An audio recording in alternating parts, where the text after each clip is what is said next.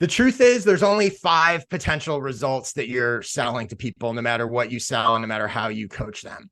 You're either going to help them save time, save money, earn money, change their emotional state, or change their physical state.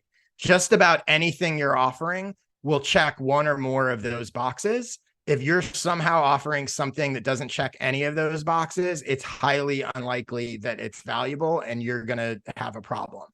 It's also important to think about these and think about what you offer and understand that this is the core result, because that needs to be in your messaging.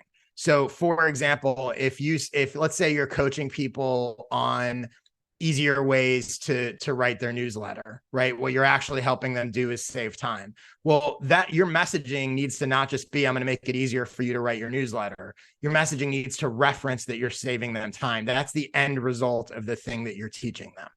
And so you want to make sure you're clear on that, and you want to make sure your messaging includes that.